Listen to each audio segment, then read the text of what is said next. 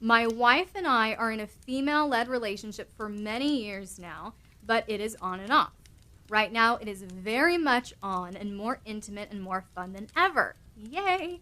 Probably because you've been watching my YouTube channel. Okay, so anyway, that's good, but we also have very busy lives, and the DS dynamic slacks from time to time. And we both do not like that, but it happens sooner or later anyhow. So, 2 questions. Do you have tips to avoid slacking in the dynamic? And if it happens, what can we do to turn it around and spiral upwards again? That's a great question. Is anyone else in the chat interested in hearing the answer to that question? I really like that. Let's look at the layers here in this question. Everything is good right now, very intimate. So we're feeling kind of a high right now, and we want to know how to sustain that high, so to speak, in the relationship. But we have very busy lives, and the DS dynamic slacks from time to time, and we both do not like that. But it happens sooner or later anyhow. So is there something that you can do to prevent slacking off of the DS dynamic in your relationship? Now, this one was more female-led. That was the specific point to this question. But my answer can be for both male-dominant and female-dominant here. And I think the key that I'm seeing here, the biggest insight that I'm picking up is, and I didn't write your name down, but you know who you are that asked this question.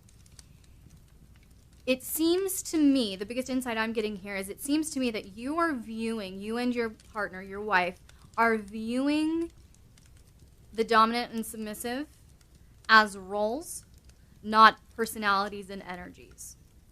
And that's not uncommon. It's actually disappointing because, not in you, but it's disappointing that the common narrative when it comes to BDSM has historically been presenting the lifestyle through the roles of dominant and submissive. But you know that I feel very differently. I don't feel that dominant and submissive are roles that you take on. I feel like whenever there is the presence of a clearly defined DS dynamic, you are fully expressing what's naturally there. It's not a role. It's your natural personality type, because every person is naturally a dominant, submissive, or switch. Every single person.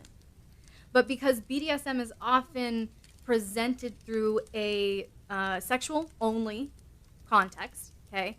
So there's no other benefits to be had in the lifestyle but sex, okay? That's often kinky sex and DS are kind of intermingled, and wrongfully so most of the time.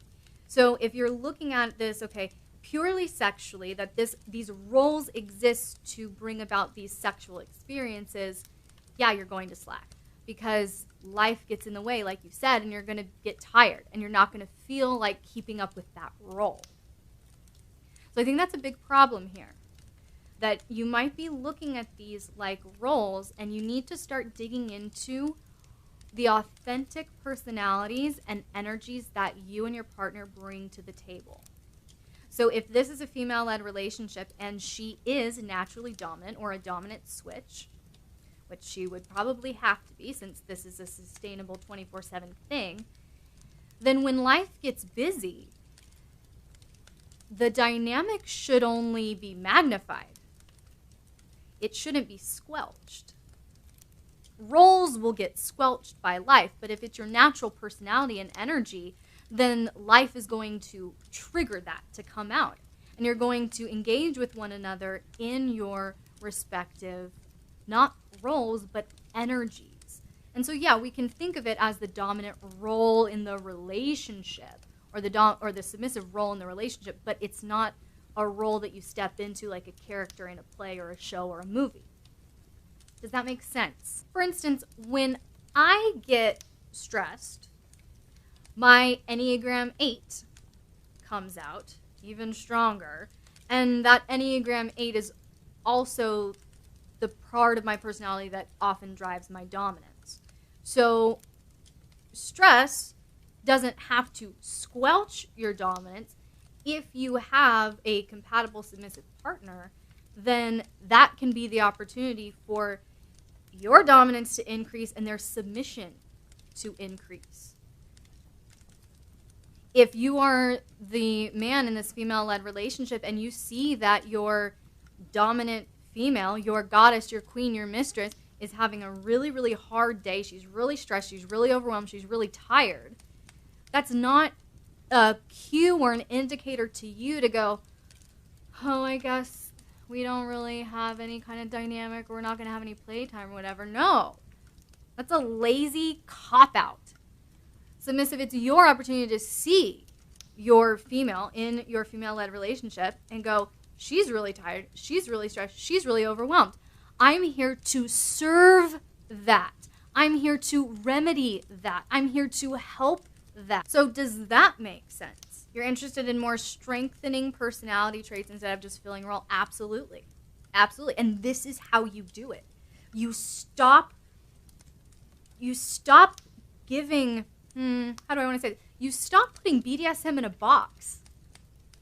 I say it all the time. BDSM is not a closet to come out of. It is a buffet to choose from. So don't box it in. Don't keep it in the closet. You can take it out and bring it out in your everyday dynamic or relationship.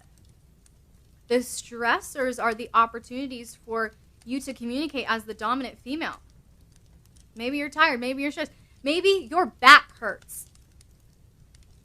And instead of, doing a scene and, impact play or pegging or whatever, that's what you want.